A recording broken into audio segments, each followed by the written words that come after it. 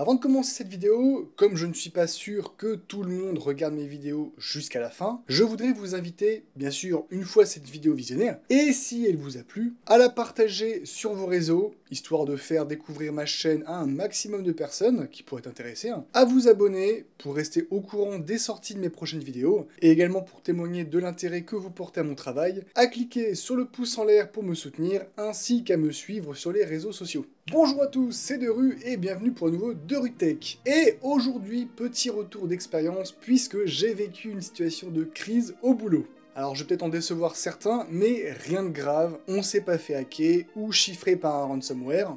C'est nul! Mais c'était une situation suffisamment critique pour que ça nous mobilise, nous, les équipes techniques, les responsables applicatifs et fournisseurs et éditeurs d'outils et de solutions, ainsi que de nombreuses autres personnes, pendant plusieurs semaines depuis la mi-décembre 2021. A savoir qu'à l'heure où j'écris cette vidéo, on a encore les deux pieds dedans.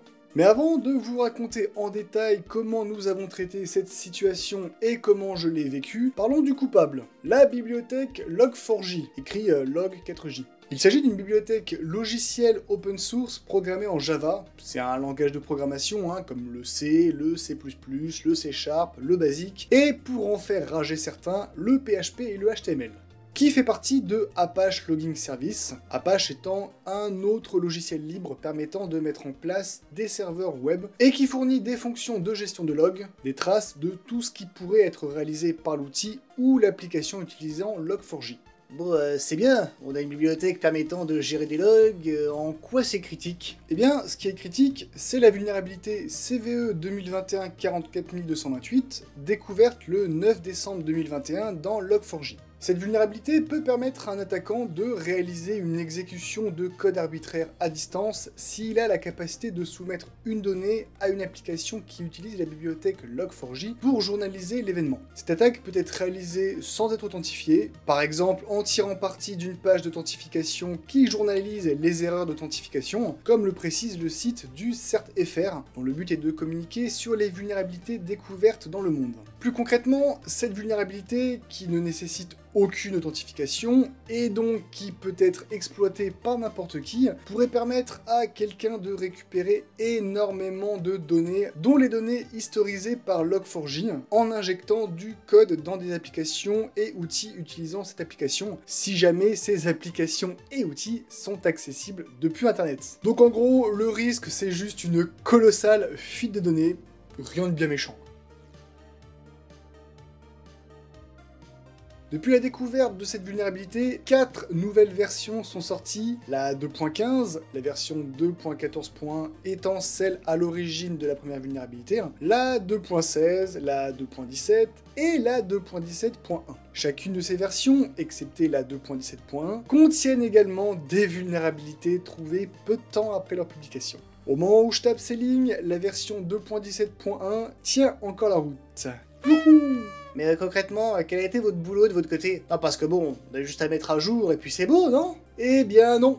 Faut savoir qu'en milieu entreprise, la gestion des outils et des logiciels est un peu plus complexe que sur son ordinateur personnel. Pour bien comprendre, détaillons le process mis en place pour gérer cette crise. Tout d'abord, il nous a fallu contacter tous les responsables d'équipe et applicatifs pour faire l'inventaire le plus complet possible de tous les logiciels et solutions utilisées par l'entreprise. Parce que certes, on sait quelle application tout le monde utilise comme la suite Office, Teams, Outlook, les solutions de double authentification, le VPN et autres, mais chaque service peut avoir besoin d'un outil particulier et ça c'est pas forcément catalogué quelque part. Une fois cet inventaire mis en place, il a fallu déterminer si ces logiciels et solutions étaient concernés, s'ils utilisent Log4j ou non, et si oui, quelle version.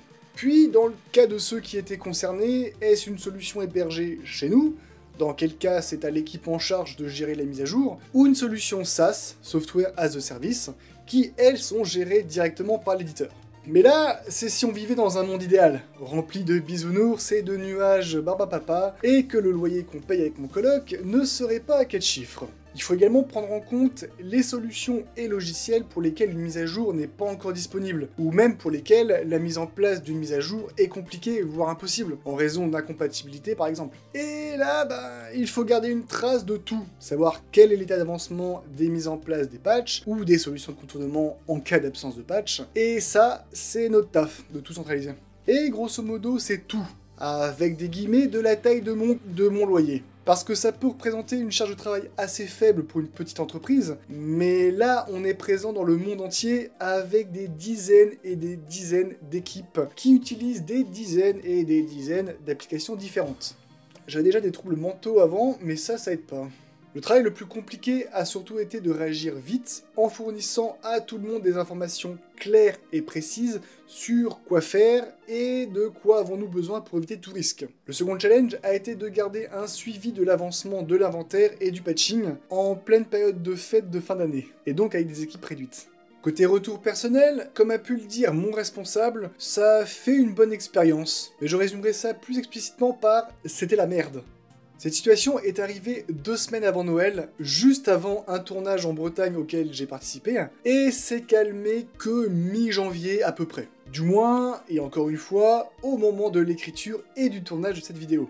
Pour rationaliser, je dirais que l'avantage, c'est que si un cas similaire se reproduit, eh bien je saurai au moins ce qu'il ne faut pas faire et ce qu'il faut faire très rapidement. Comme par exemple, informer de manière complète et compréhensible toutes les personnes et équipes impactées et concernées par cette merde, histoire qu'ils comprennent l'importance de fournir des données rapidement et de les mettre à jour. Mais bon, si on pouvait attendre quelques mois avant qu'il y ait une nouvelle crise de ce genre, ça me laisserait le temps de récupérer un peu. Merci à tous d'avoir regardé cette vidéo. Comme je vous l'ai dit au début, si cette vidéo vous a plu, n'hésitez pas à la partager pour qu'elle soit vue par un maximum de personnes. Abonnez-vous, cliquez sur le pouce en l'air et rejoignez-moi sur les réseaux sociaux, Twitter, Instagram, Discord et pourquoi pas aussi sur Twitch. Sur ce, je vous souhaite une bonne nuit, bonne soirée, bonne journée. Et n'oubliez pas, la sécurité est l'affaire de tous. Et moi, je vais aller dormir pour récupérer. Ciao!